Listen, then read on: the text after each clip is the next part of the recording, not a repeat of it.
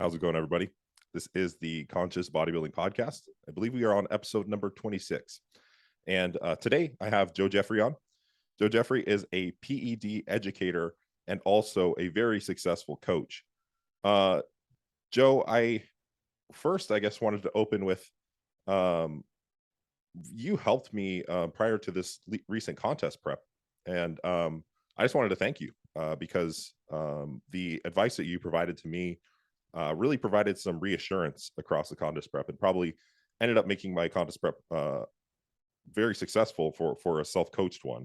I think one, I listened to what you said and I fall back on it when I was like maybe not as sure. And then I also used your Physique Collective as a resource when I wasn't sure. You're really, you answer questions really fast on there. And you do the Q&A, which is just an amazing resource because, anybody can ask a question and they're not met with like any discourse or like negativity. It's all just positive feedback between you and your coaches. So yeah, I just wanted to thank you for providing that service and helping me out with that first and foremost. Holy shit, man. That was the best intro of any podcast I've ever had. Absolutely blowing my head up before we've even started. No, I'm really glad specifically that my guidance was useful for your prep, but especially with what you've said about Physique Collective. That's a huge passion project of mine. Essentially, when I was like, quote unquote, done with my coaching, I'm full with clients. I've got a long waiting list. I'm at every show of the season already. I've got clients can be in everywhere. It's like, this is done. Now I remember in one of our first sort of board meetings with Physique Collective with the marketing guys that we've taken on and things like that. They'd ask what like the goal audience for Physique Collective would be. And I said, me 10 years ago, because I remember, well, it's more than 10 years ago now, but like 12 years ago that I first got into this world and I started trying to look for PED advice and was just kind of met with forum conjecture, and I was uncomfortable with that. It took a long time, a lot of money investing in mentorships and so over the years that ultimately led to me wanting to create the hub for good evidence-based advice from people that are also actually in the industry and like to train hard and are also just meatheads at heart, but have an evidence-based resource that's very affordable, $6.99 a month. I'm not sure what that is in dollars. I'm pretty sure it's about the same with the current exchange rate. But, we've literally got thousands of posts in my Q&A thread alone. And I'm very careful that every response is met, referenced properly. We've got hundreds of hours of videos on there. Across the whole forum, we have to have 10,000 responses, for only $6.99 a month. I really wanted to create something that I think we have now. So that was golden for me, man. Thank you. Yeah, of course. I mean, when someone makes a great product, I have to shout it out. I mean, as a coach, it's really cool having, like you mentioned, we didn't have those resources. And now I can literally go on my computer. If I'm not sure about something, I can go to any of my PDF books, or I can go to the Physique Collective. I can search something and see if it comes up, like it's a problem I'm having with a client or something I'm unsure of. And then if it doesn't come up, I can just simply ask the question. Like, it's insane. Like the ability for me to have access to this information. I know you've mentioned before that like the downside is that with all of the information available, it's kind of difficult to sort through what is reliable information, what is good information.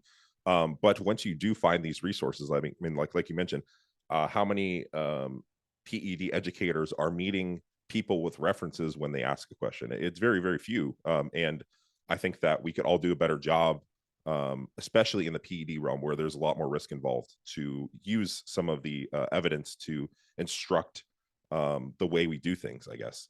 And that's a huge reason why I am very invested in Physique Collective and things like that, and other evidence-based educators as well. Absolutely, man. Yeah, I really do appreciate that. I think the evidence-based world has slowly and progressively built into PED practices now. It felt like it took a little bit of time to get there from the training world.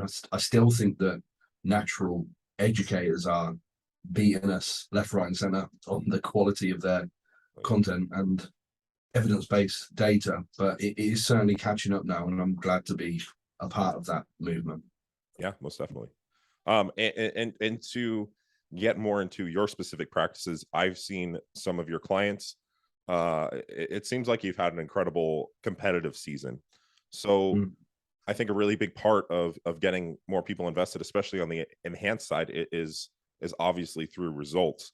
And I think that your results kind of speak for themselves in that regard. Could you talk a little bit about how this competitive season has gone? I mean, I've followed you more recently, but like, how is this competitive season compared to others? And just kind of some of the things that you were able to accomplish this competitive season. Yeah, I would say my last three competitive seasons as a coach have positioned me to, without sounding too arrogant, be amongst the kind of upper tier of coaches, especially in the UK. I would say there's kind of five guys that really, quote unquote, rule the roost with client results. But I feel like it was particularly important for me to be able to showcase almost a backing of the things that I'm saying. And we know the way that bodybuilder types will respond to things, like, great if you want to be a bookworm and, telling me to only use X dose of drug. But, these guys don't really do this. But when I can say, look, I've got clients competing in the Arnold Classic, we're looking at Olympia qualifications and, multiple pro cards over multiple federations we've taken this season and in the past, including something that I just shared today where my wife became the world bikini champion of the federation. So it's like, I'm not just saying these things, like my clients actually do these things. And luckily I've got a lot of my clients on the Physique Collective forum that log their progress. They can say, yeah, actually this is what we did. And we do get these substantial results. And at the same time, I feel like we have to bridge the gap with reality because, I like to work in a risk reduction format as much as possible. But unfortunately, there is risk, in some cases, high risk that you have to take. And I think being honest about that at the same time is important, not to paint a picture that this risk reduction format that we use would eradicate risk, because that's not what I'm saying at all. More recently, there's been some, what's the kind of word I'm looking for? Maybe kickback against some of the work that we've done. I think a little bit of a miscommunication where somebody had put some content out saying there's no safe way to use PEDs and these people should be saying this. And I would just like to make it really clear that under no circumstances would I ever use the word safe with any PED use. That we're talking about specifically outside the realms of hormone replacement therapy practices or something like this certainly is that's an evidence-based discussion to have. We've got very good, high-quality, long-term data to support that hormone replacement therapy models do that. But we're talking about competitive bodybuilding, and the pro ranks, they have to do some things that are very high risk. I'd much rather work within the discussions of, if we can reduce that risk, it's probably a good idea.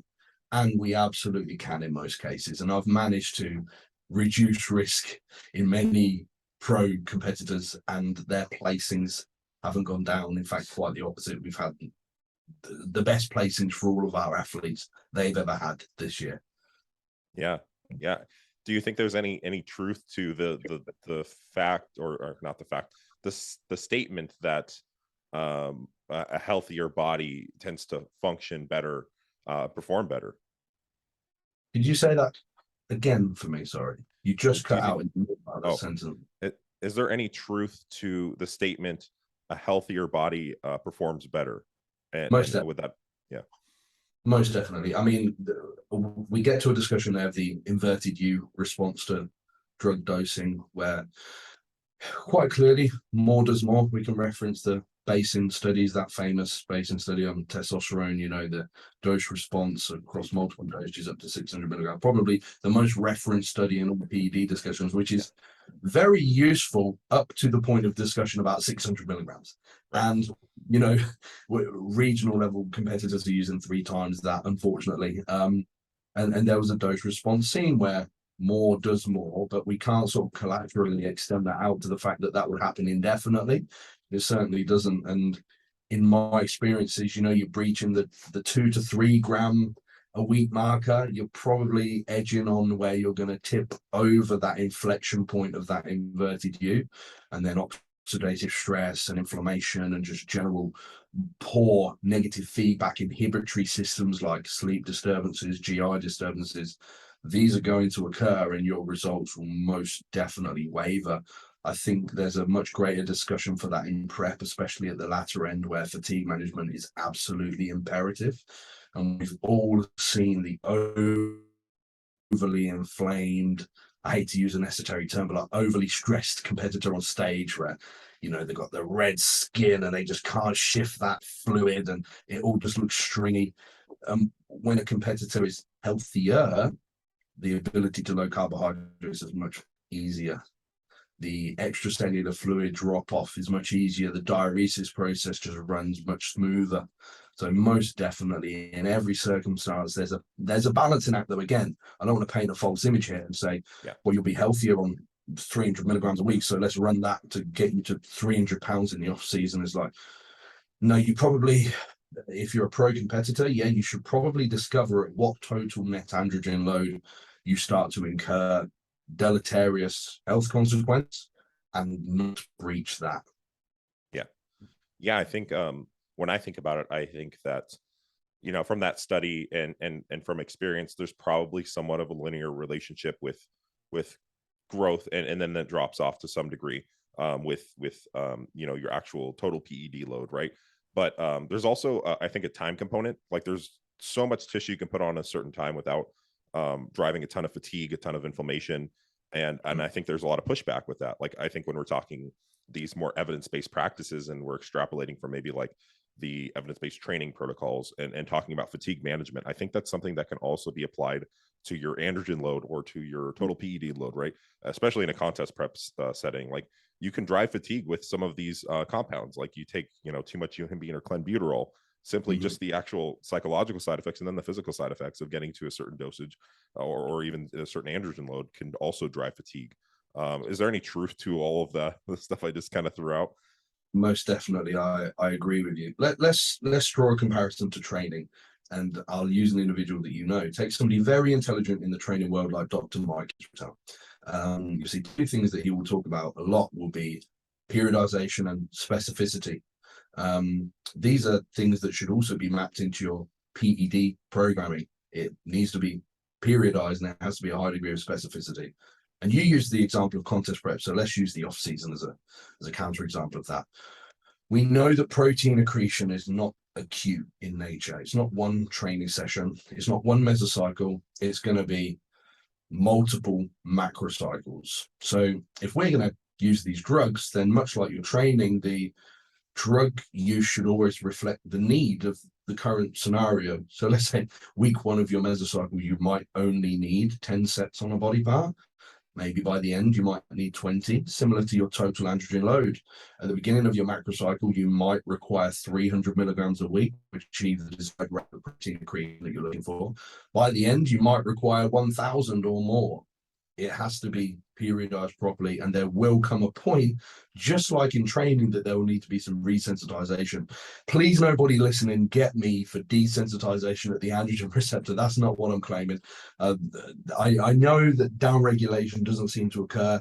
Desensitization is different to downregulation. We don't really have good compelling evidence of if or when that happens yet.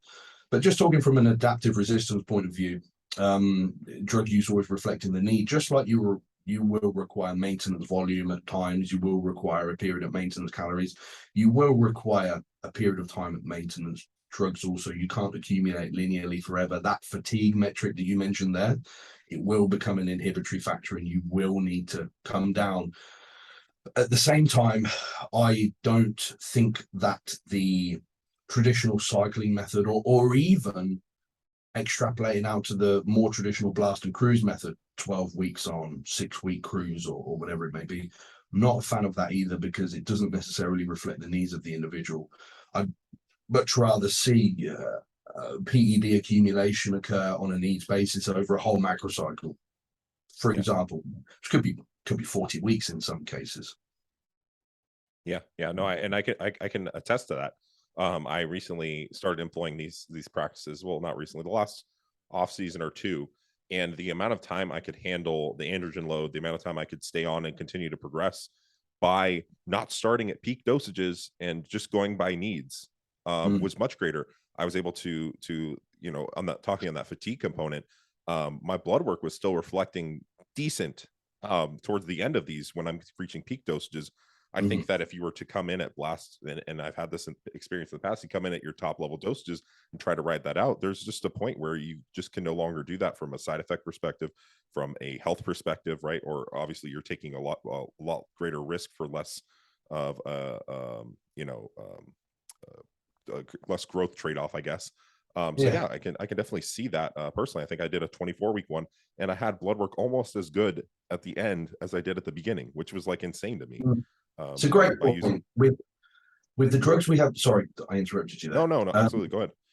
With the drugs that we have available to us today, and the knowledge that we have on stack design and the drugs deployment and predictable outcomes in research done with what happens at what dose over what duration and what kind of demographic, there's no real reason for us to ever have to skew blood work. And this was a tenet that I put out there a long time ago, and I've managed to do it. Is you should be able to linearly progress without ever skewing your blood work, even at the pro level, because of the improvements over time that we've had in the drug development world outside of the bodybuilding world. Suitably for us, these drugs have maintained their anabolism, and much of the negative consequence of androgenicity has been removed. We have some pretty well refined molecules available to us today. I'm mostly namely talking about things like primobolan or masteron or trenbolone in some cases. People have gone, trenbolone? We could talk about that later on, maybe. So, the deployment of these drugs and their reflective dosages and the accumulative dosage practice, like you've spoken about there, we don't really ever have to push it to a point where blood work should skew, even at high total net androgen loads. Yeah, I think you probably turned a lot of heads with that one. I think that's something that people expect and think is a normal thing, and as a part of the process. Could you maybe touch on? I think this is a good transition. Is what, like, how do I word this? We have a lot of compounds that we could potentially use, right? Hmm. Why would we choose something like primobolan or masteron? I think there's a lot of people out there saying like, well, why don't I use like an androlone or an equipoise or some anadrol? Like, why these things tend to put on muscle better. What would be your counter to something like that, and why would we use something like a primobolan or a masteron? Okay, cool. So let's ride with that claim. These things tend to put on muscle better. If we first examine the evidence that we've got available to us, we tend to come back to the Hirschberger assays. And for anybody that doesn't know, the Hirschberger assay was basically an assay used. I've got a really long form article on Physique Collective if anybody wants to know the details, but I'll make it quite brief. So essentially, you take a rodent and you take the levator ani, which is like a smooth muscle in the anus of a rat, and apply a molecule to it, like a testosterone or an androlone or a primobolan, like you said, and you can measure the change in weight of the levator ani, and this is how we term anabolism in these molecules, the relative weight change of this muscle. There's a couple of problems here. One, it's a rodent, it's not a human model, it's a big problem. Two, it's a smooth muscle, not a skeletal muscle. But the best we have across multiple molecules. So we'll just ride with this as one example, and then we'll come to some others. And then they would compare what happens to the seminal vesicle in this rat. And that's how they would measure androgenicity. And then there's lots of different anabolic to androgenic ratios that come out of these Hirschberger assays. Some of them are absolutely ridiculous, some of them closer to what we would expect in real world trade-off. The androgenicity outcomes seem to be hilariously wrong and don't translate over to human models. For trenbolone, as an example, being far more androgenic than testosterone is certainly not the case in any of the human data on trenbolone. It's shown to be a steroidal SARM in reality, being far less androgenic than testosterone. But anyway, I've wavered off the point here. When you take the average, because there's multiple Hirschberger assays for the same molecule as well, which is a problem. There's many. If you even just type in testosterone in Wikipedia and go down to the anabolic No, testosterone is not a good example. Primo is a good example because there's such variability, or Winstrol is a good example because there's huge variability. If you look at the Hirschberger assays on these molecules, they just vary widely. But when it comes to anabolism, when you take the average across mean weight change of the levatorani across these rodent models and you measure it in a kilogram change, like kilograms of muscle per 100 gram, they all average out to be about the same per milligram. So it appears protein accretion per milligram across all of these molecules is about the same. What that means in real world discussion is 100 milligram of anavar, 100 milligram of testosterone, 100 milligram of nandrolone at the androgen receptor alone drives protein accretion, drives anabolism, all these things when it comes to muscle protein synthesis and mTOR and these anabolic pathways, about the same. And that tends to carry across to human data on these drugs also, and real world experiences when accounting for changes in things like extracellular fluid, so like aldosterone changes or nitrogen retention, or these things that can affect your reliability of tracking actual dry skeletal protein weight. So that was a big load of jargon. I'll put it simply: per milligram, all anabolic steroids seem to grow muscle about the same when we're only talking about their action at the androgen receptor. So that claim that these drugs tend to add more muscle than others isn't supported in evidence in surrogate models or in human models, is supported in poor anecdote, I would say, in my opinion. Isn't supported in what, in my opinion, would be objective and intelligent anecdote. Certainly not my anecdote either. They all tend to do about the same thing when you remove the external falsifying inputs like fluid retention. Is a big example, like estrogenic consequence. We had this discussion on Physique Collective the other day, like, why would testosterone seem to add muscle faster than primobolan? Is like, well, you have to account for its actions at the estrogen receptor also, because of course testosterone aromatizes into estradiol, primobolan doesn't. Estradiol is very anabolic in and of itself. So this has been a long way to answer this question. So what that would draw me around to would be, okay, well, if these all add muscle probably about the same rate when we're talking purely at the androgen receptor, then it's probably a good idea for me to pick ones that seem to be the least damaging to your health, that have lots of studies done on them. I often give this example, right? So let's say you've got primobolan or dihydroboldenone to choose from. And, there's no real good human data on DHB at all. And then you say, well, this one probably adds muscle more, so I'll use that. And then let's reference the COVID vaccine, right? When they rolled out the COVID vaccine, and they said, listen, this hasn't been approved for human use. We've never tested this in humans. I don't think the majority of people would use it if you said this has never been trialed in humans. But when it comes to anabolics, people are like, I don't give a fuck, man. I'll take anything. When, in my opinion, this doesn't stand. So knowing that things add muscle at about the same rate as one another, approved for human use is a great tenet. As much high quality data as possible is a good tenet. And drugs that have been trialed at the highest dosage you can find comparatively to others is a good idea. So look at something like primobolan, trialed all the way up to 1.2 grams per week in women. Good, predictable outcomes. That doesn't automatically make it safer, but the findings of the study do in terms of their androgenicity expressed. Masteron up to 300 milligrams, great. Equipoise, nothing, no data. DHB, nothing. So for me, it's like, well, if they're all adding muscle at the same rate based on these studies and based on good high quality anecdote, and I've got studies on humans and it's been trialed at high dosages and it seems to be pretty benign, man, I'm going to choose that one. So yeah. This is how I come around to choosing my molecules wisely for the best outcomes. Yeah, essentially you're kind of taking a gamble if you go with those other compounds where we have stuff that we know is going to have less side effects and still drive muscle, protein accretion and anabolism, as you said. Mhm. I think that comes to I guess in part, I don't know if you ever have to do this, but do you ever have to, because you train a lot of higher level competitors.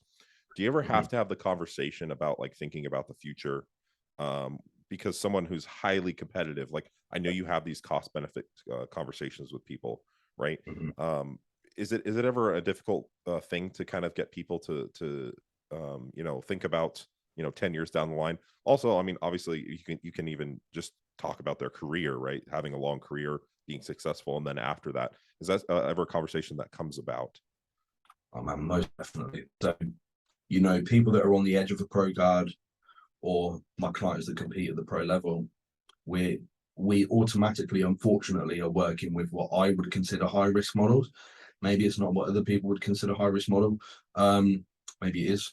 Um, there's absolutely a discussion about, look, we can do this in the most risk reduction format possible, but you can't escape that this is driving some deleterious costs that will likely take time off of your life, or at least open you up to cardiovascular disease risk quite substantially.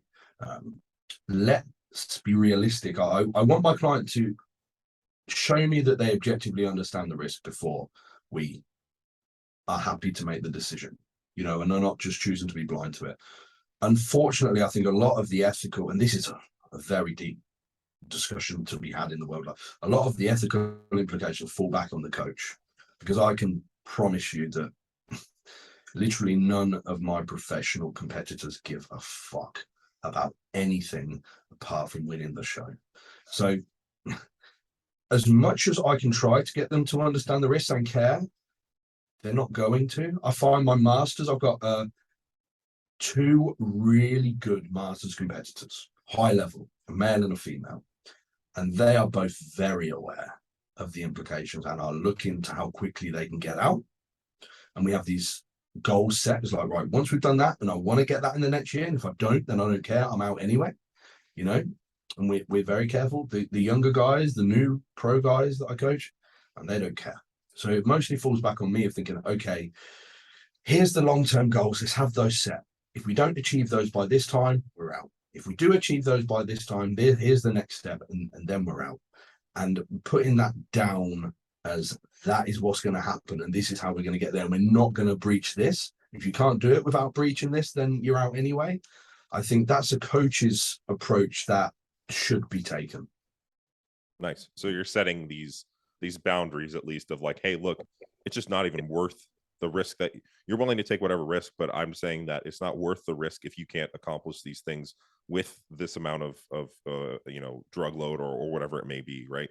You're setting this kind of like, yeah, that makes But a ton of sense. at the same time, I argue with myself about it, and I'll think, well, actually, who am I to be some kind of ethical dominant figure on this Yeah. individual? Look, if somebody has no chance of even winning a regional show and they say, well, I want to run 3 grams of gear indefinitely anyway, then who am I to Right. have any autonomy on their decision? It's a very difficult philosophical discussion to have, I think. But yeah, within my own clients, I would try to be very objective about risk, because most of my clients, look, they're already the genetically anyway. They've gotten to that point because they are genetically elite, and they are competing with people that are also genetically elite and respond to these PEDs very well also. So it's to some degree a narrower playing field that we're working within anyway. Yeah. Which does narrow that down a little bit. Yeah. You just get, I mean, you just tend to get the selection bias of like this type of competitor already at a certain level who probably is a good response already, kind of thing. So it's not as much, but I think it's even just responsible of you to have that conversation. Just, there are coaches out there, unfortunately, who don't even have that conversation with their clients, right? They don't inform them of the risk. And it's tough because I always say, like, as a bodybuilder or any consumer of any industry, especially if you're not thoroughly educated, is you need to be an informed consumer as much as you can. And that's difficult sometimes. Like, say I try to do something in finance, it's difficult because you still need to have a prerequisite amount of knowledge to understand that you're not getting like the wool pulled over your eyes or something like that. And so I think I see it as I have a duty as a coach to inform my clients as best as I can, at least.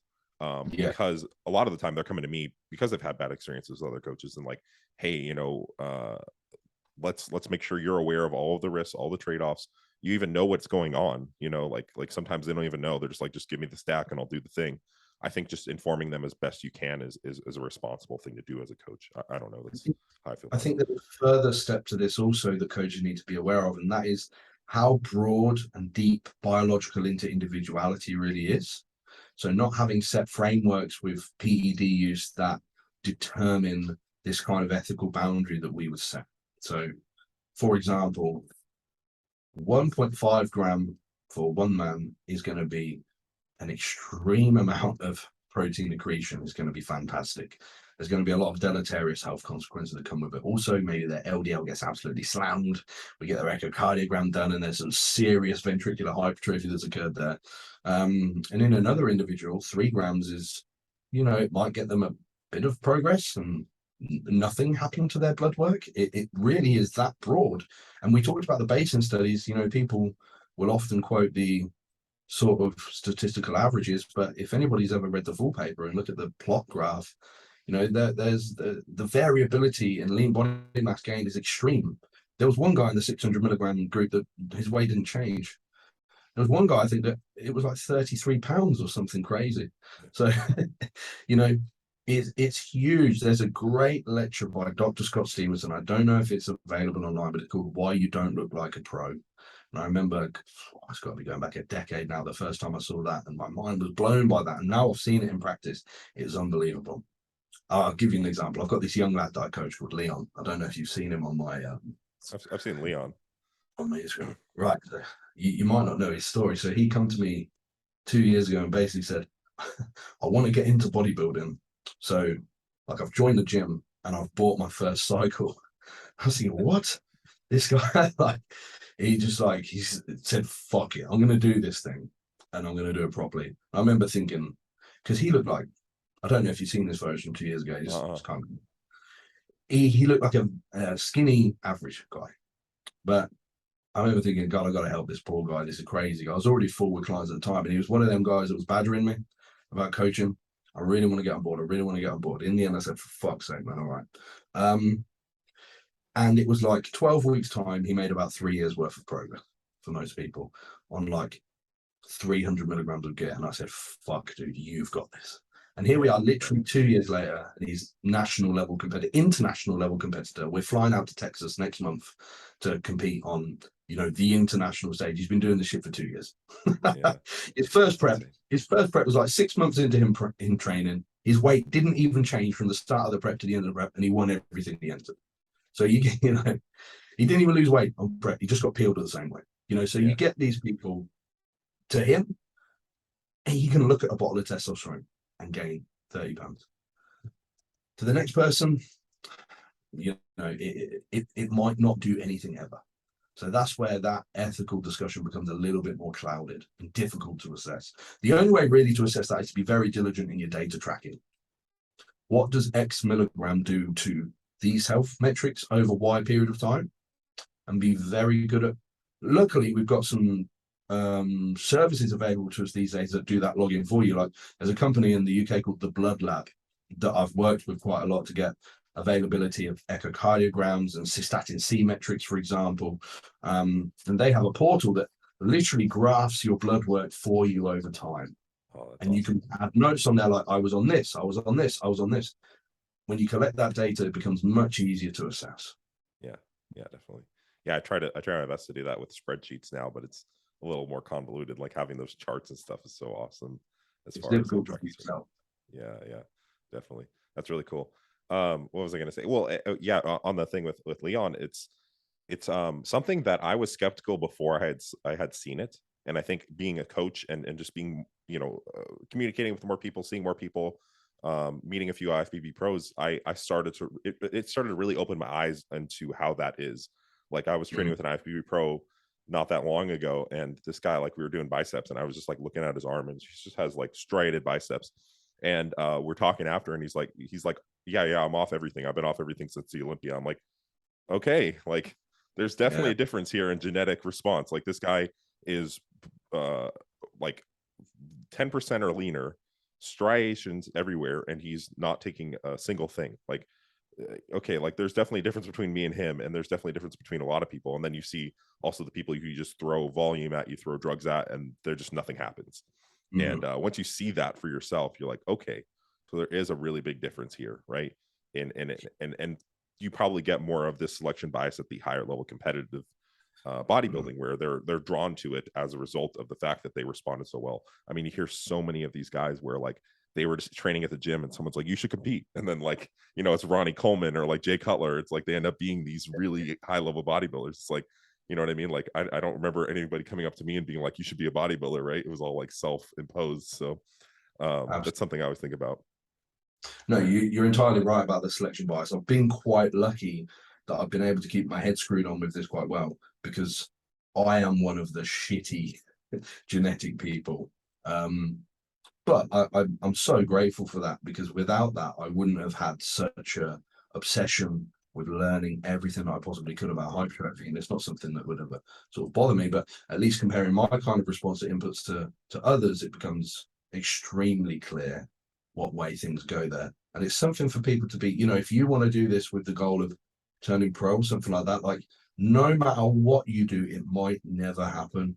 Be realistic about that. It might not be worth taking 10 years off your life for something that no matter what you do will never happen. Yeah, absolutely. And being honest with yourself. Like, I mean, I have people come to me and they're like, I want to be Mr. Olympia. And I'm like, you know how many people have done that? And like, you know, to 14, 50 people in all of history. Like, you know, what's the probability? And then what's what's when will you say, hey, this is not worth it? You know what I mean? Like, you could do it as a passion project, but like you mentioned, is it worth taking 10 years off your life if, you know, it's something that, you know, you do recreationally, or you never will achieve that thing. But again, you know, obviously to each their own. You can't really tell somebody that they can't do something. It's just more of a conversation to be had, I guess. Mhm. um One thing I did want to transition to, so we were talking about primo bowling earlier, and this this approach you've made more popular, and it's becoming more popular, is the what's referred to as polypharmacy. And could you just explain what that is, and how we apply it to become better bodybuilders? Right. So, firstly, let me not take credit for that. I do agree that I think I popularized that as a kind of more well-known coach, but the first person that I ever saw use a polypharmacy model of drug use was out. This was about nine years ago or so. Austin's a great friend of mine. We've done a podcast together for years and years. We've Oh done yeah, yeah. actually hundreds of episodes. He's an incredible bodybuilder. I think he got that from Jason Theobald. And I think, and other people I've seen have done great work with that. Victor Black's an example. Yeah. He's a big proponent of this. Um, John Meadows used a similar approach to this. I remember he was the first person I saw talking about metformin use. So essentially, what we're talking about here, I just want to get that out of the way because I'm Yeah, goddamn sorry, I didn't mean social to media. like, yeah, Get me for trust me. if you don't credit me instantly, you're gonna you'll get be attacked after this. social media. But anyway, I'd like to think I've got my own way of doing things from learned Right, experiences of everybody many, does. many good Absolutely, mentors. absolutely. Right, we got that out of the way. Let's go. um, my preferred approach would be to list every single metabolic pathway of drug use that we have available to us that could drive up anabolism, drive up lipolysis, or drive down anti-lipogenesis. So, to put that in layman's term, increase your ability to gain muscle or drive muscle growth in and of itself, increase your ability to lose body fat, and decrease your potential to gain body fat. So we would look at every drug category across all of the metabolic pathways available to us. And I believe the first person I saw talking about this relative toxicity of drug use was Professor Scott Howells, who's another great name that I'd recommend everybody check out. He's like the world's leading androgen researcher. But essentially, toxicity seems to be most heavily driven when you drive a single pathway excessively. So my preferred approach would be to just slightly turn the dials across multiple metabolic pathways here. So let me give a really easy example to guys. back in the day, you would have heard things like, you need to earn the right to use growth hormone and insulin. You shouldn't use growth hormone and insulin until you're over 1 gram of gear. Or if you're not a pro, don't use insulin, it's too dangerous, or some other nonsense like this. Realistically, you'd be in a much more favorable position, not only progress-wise, but also health and longevity-wise, to use growth hormone and insulin in moderate dosages to be able to progress at the same rate with less total net androgen exposure as compared to an excessive amount of androgens. So I'm going to pull numbers out of my ass. I'm not sure how this would qualitatively relate to total net anabolism, but I would much rather see somebody running, let's say, 500 milligrams of androgens with 3 units of growth hormone and 20 units of insulin than I would just a gram of androgens in and of themselves. And then we would further layer this pathway up with, okay, an angiotensin receptor blocker could be in there. Something for oxidative stress and insulin sensitivity like metformin could be in there. A catalyst like injectable L-carnitine could be in there. We've got multiple analogs of insulin. We could use a basal insulin. We could use a rapid insulin. And we could even break metabolic pathways into androgen receptor action, estrogen receptor action, glucocorticoid receptor action. We've got the thyroidal axes that we can modulate. We've got the GH-IGF axes that we can modulate. So if you're a professional bodybuilder and you're having to work with these high-risk models, it's a very good idea to use all of these pathways available to you for you to be able to limit the total net exposure of a single pathway. Right. And why do you think that it might be deleterious to say run, 1,000 milligrams? Like I guess this is relatively speaking, right? But like, why would it be a little bit more risky to or less safe to push your androgens up and not worry about any of this other stuff going on? So if I was going to draw a deleterious health consequence on a bar graph, an XY axis against androgen exposure, you would see so there would be high risk in the sort of hypogonadal region, very low hormone, and then it would level off to no risk in the sort of mid to upper range of the physiological range, and then it would increase like this. The increase is exponential. Per every milligram added, the risk gets exponentially higher. So it's going to be more than double the risk at 1,000 milligrams than at 500. So we want to limit how far we push anything super physiological as much as possible. And by using these different pathways, we can use, even like at a basal approach, we start generally with like the minimum effective dosage or what was deployed in a clinical setting as our first course of action. And then, like I've heard you say before, titrate for effect. So we're starting at the minimum across the board, which is like low risk, right? And then titrate for effect.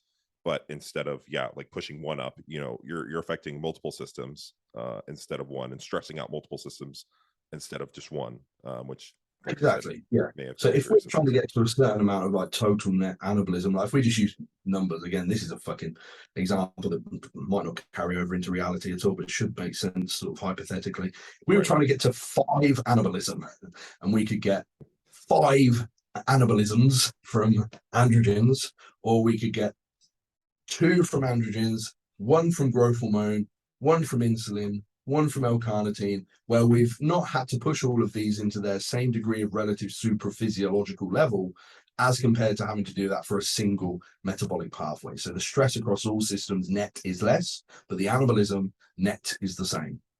Yeah. And one thing that I think is really cool is that some of these things like a metformin, like an insulin, like a telmisartan, they also counteract some of the negative effects of some of the other compounds, right? Like you have growth hormone that creates insulin resistance, but then you have insulin, which helps to attenuate that, but also has anabolic effects. You know what I mean? Like it's a really cool thing when you start putting these things together, right? Yeah, a great point to mention for any PED users. I think that prophylactic practice is extremely important with what we know now. When we look at some of the things that are going to cause the greatest degree of deleterious health costs, like oxidative stress, huge issue with androgen use. Well, there's a very potent attenuator of oxidative stress in metformin, which also brings about great insulin sensitivity benefits. It reduces hepatic glucose output, so you're potentially improving nutrient partition in there. You could argue for increasing fatty acid mobilization. So you are actually improving your bodybuilding outcomes, but also your health and longevity of practice. Telmisartan, the one you mentioned there, the real big hitter for us, angiotensin elevation is of primary concern to PED users. Pretty much everything we do elevates angiotensin 2 expression, which is a big problem.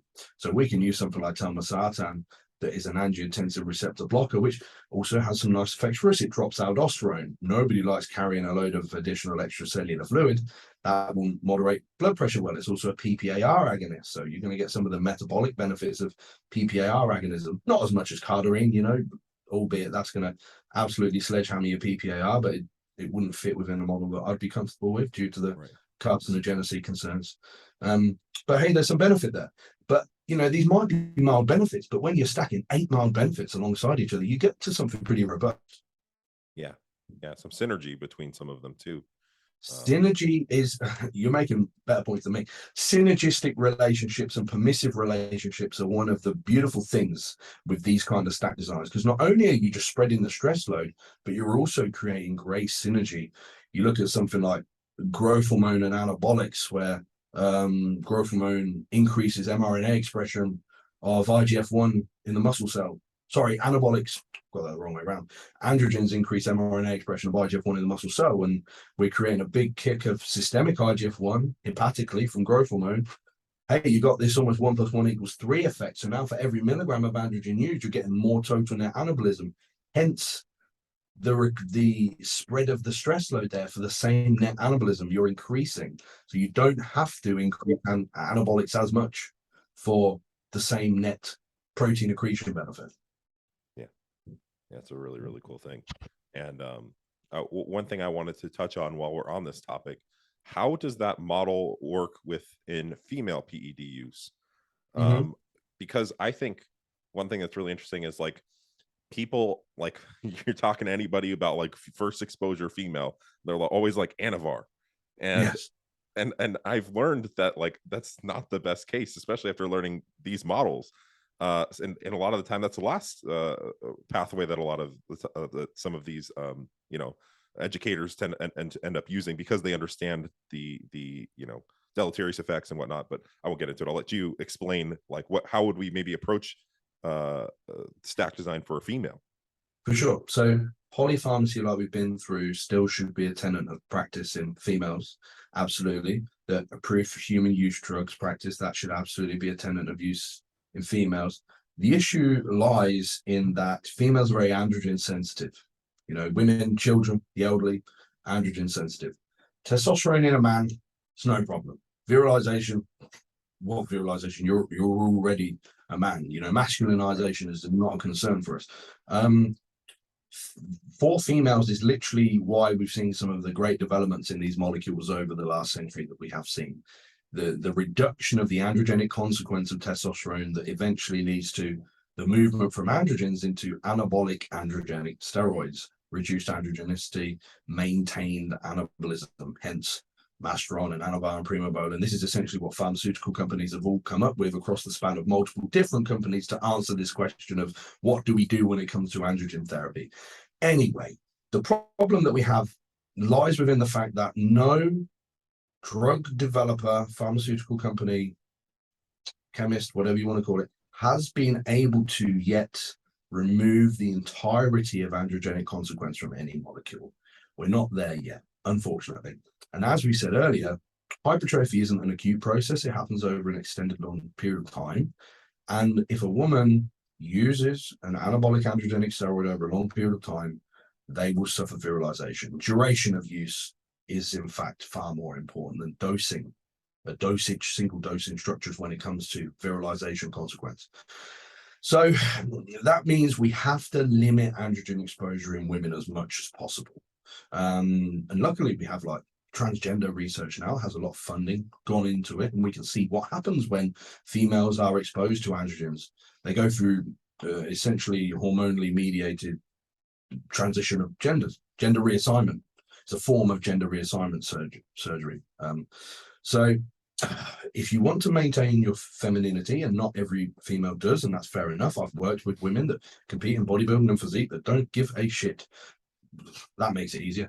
When it comes to classes like bikini, or if you compete in something like Diva in a fitness fashion federation like WBFF or something like that, or lower level figure competitors, like, for example, if you look at the One of my clients just won the Miss Nabber England athletic figure. She's extremely muscled, Emma Thackeray. She's amazing. She's also 47, got 3 kids. Amazing athlete, extremely feminine. So she's a walking example of this kind of thing.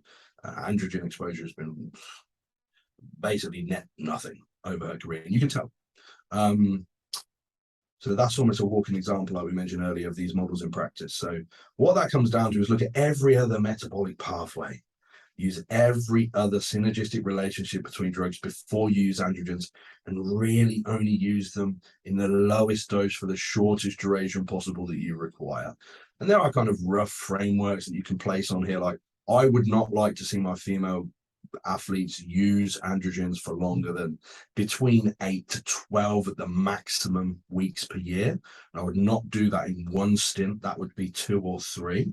So it would potentially be the final mesocycle of the off season, maybe when we really need to break through some kind of growth plateau, and the final 4 weeks of a prep simply for their cosmetic benefit. If we're modulating hormone ratios around, we're talking sort of higher androgen, lower estrogen, maybe higher progestin ratios to control fluid balance. That's when we could utilize them, but the dosages required for a prep scenario are extremely low. So somewhere between 35 milligram to maybe 70 milligram a week at the most is where I would go, which, you know, as somebody that's spoken to a lot of female competitors, that's very low. You know, people will know this anyway, so it's probably no secret. A lot of these sort of Olympia bikini coaches, it's a 200 milligram per week of primo for 12 weeks kind of ordeal, which is problematic, very problematic over multiple examples of exposure. When you follow a model that has what's a basal protocol, where we could have sort of a hormone replacement therapy, testosterone in there potentially, that's putting these women in the kind of end of the physiological range that maybe only the top 1% of athletes in the world would have, but doesn't drive virilization, that's great. And we can stack on some growth hormone and some insulin and some injectable L-carnitine, and maybe putting their T3, T4 in a position where they're optimal, and metformin, like we mentioned, telmisartan, you know, stack all these on top of each other. Without anabolics, people say, well, does that really do anything? Women, have, just like they're androgen sensitive, they're very anabolically sensitive also. It doesn't take a lot for them to make substantial progress. So, you know, following a model that essentially only uses androgens when needed, but utilizing these other metabolic pathways almost continuously, the way that I would prefer, again, this is going to raise some eyebrows, but the way that I would prefer females to use drugs would be to have a model where we use all of these drugs all of the time, but in dosages that do not result in any kind of negative feedback and stress inducing format. Yeah, that makes a ton of sense. A lot of females tend to be afraid of testosterone, but like I try to explain it to them, like it's, you know, it's a base amount, right? It's not going to cause, it's essentially, like you mentioned, it's maybe slightly higher than a replacement, not enough to really drive a noticeable amount of viralization or side effects or anything like that. And it's a lot safer. It's a bioidentical hormone. It aromatizes an estrogen, as opposed to, you can't go on replacement Anavar. That's not a thing, right? And then the actual deleterious effects of that over a long period of time are much greater, you know. So, and much of these basal inputs will also control some of the negatives of competing without them. Like, for example, you're in an extended deficit, you see that deficit mediated attenuation of sex steroid hormones. So, you know, testosterone is in the toilet, thyroid hormones are in the toilet, you feel terrible, your performance is terrible. Hey, and we know from multiple data pieces that being hypergonadal drives increases in all kinds of disease risks. Why not? Even if you're not going to use any other drugs, there's a great discussion to be had of just replacement for people that compete frequently, especially women. Bikini athletes are the biggest culprits of this. I mean, no offense, my wife is one. I coach a lot of them, have done for years. The pro card chasing, we're doing 14 shows this season or something across 9 different countries. It's like, holy shit! Like, your HPO axis is not going to function well, maybe ever again. You know? Right. Yeah, that's the scary thing about this, and I think that's especially where we need more of this approach is on the female side of things, because like I mentioned before, the informed consumer thing is tough, and I don't like to ever put blame on an athlete at all. Some of these coaches are just unfortunately just irresponsible with the way they advise some of their female athletes. And I think that an approach like this needs to be and there is a need for it to become more popularized, because of the fact that, like, the damage, like we've all heard those stories about females who did a show and were just they suffer like hair loss, depression after their coach abandons them. They are, experience viralization. That wasn't something that they were really made aware of that would occur. I mean, there's just so many things that need to be, there's a lot more to be managed, especially on the female side of things. It's a little bit more complex, and I think that it's really important that this approach becomes a little more mainstream. In my experience of coaching females and having many consults with many competitors over the year, men seem to be a little bit more interested in information seeking for their PED behaviors, whereas women, it's usually my coach told me to and I just trusted him, which isn't a sort of knock on women at all. I mean, that's a great, I wish all my clients were like that. Hey, yeah, you want to trust your coach. Exactly, and it's the fault of the educator, hands down. It's the fault of the educator or the advisor here. And I cannot tell you how many consultations I've had with women where I've had to tell them there's really nothing that we can do. They have voice issues. Well, there's no, you can do it. There's some surgery, but there's not great outcomes. There's potentially be even worse outcomes the other side. And the terminal hair growth is an issue. So literally changes in bone structure. Right. Who's ever been to a show and looked at masters female competitors and seen what they look like? That's what you're going to look like if you keep going down this road. You're okay with that because you can't turn back. It's a serious problem. But I'm glad to see the industry's moving quite heavily. Absolutely. This way. Yeah, most definitely. And then that's why I do podcasts like this, and I want to contribute to the conversation. And I think that's why your service that you provide is so important. So that's I guess a great transition to getting you off of here. But you do great work, and I'm really excited to be a part of Physique Collective and always share that with other people. So thank you for that. Thank you. All awesome. right. I'll leave this one with a plug then. So yeah, absolutely. Go ahead. Since Physique Collective has been bigged up so much, physiquecollective.com, we have tons of videos. Basically, it's a subscription site. It's also an app, Apple Store, Android, whatnot. It's only £6.99 a month, which is about the same in US currency. We have open Q&A 24/7 on there. We've got the Ask Joe Anything thread, thousands of responses in there. You can put any question you have for me, and I'm right on it. It's my obsession. As soon as it pings up on my phone, I'm on there. A lot of my clients log on there. So if you want to see what kind of pro level competitors across multiple different classes, categories, federations, want to see what they're doing, training, drug wise, nutrition wise, check it out, ask me questions. We have lives every single week, also Q&A lives on topics. And so guys, please check it out. If you want to check me out on Instagram, it's at Joe_Physique Collective. Happy to answer any questions on there also, and check out my content. And I hope that you guys enjoyed this one. Yes, sir. I'll make sure to put all those links below. I think I just ended up buying a year because it was like, how much is it in pounds? It's 75 quid that. So yeah, just buy the year. Honestly, that's what I did. I was thinking about this, since it's such a I don't know how you would feel about this. Since it's such a a safer place to talk about PEDs and stuff like that, would it be all right if I kept an off-season log? Like, I don't know if it's anything. Please. That's exactly what I want people to do. You might have noticed this with Physique Collective. So my gripe with I'm not going to name any names because some of them are ran by my friends. Other subscription sites is quite a hostile environment in the forum places, and with some of the responses, I hate that. And some of the compliments that we've got at shows this year and last year over and over again was how much of a family feel, how friendly Physique Collective is. And that's what I really want it to be. I want anybody to be welcome. We don't have any negativity on there, no shade throwing, no nothing. It's a positive, helpful community, and I want as many people to log on there as possible, and we could just push that community vibe in there, get good advice from intelligent people, and all learn together, really. So bro, I would absolutely love that if you could do that. Sweet. I'll start up this weekend. I coach myself, so I mean, I know there's always something that I can do better as a part of that, and then also just the accountability factor, just checking in with myself and everybody else. So I will do that. Awesome. Very good, man. I appreciate that. Sweet. Super stoked to get that started then. All right, Joe, I'll let you get out of here. Thanks again for coming on. Thank you, bro. Thank you very much. I'll come back sometime. Sweet.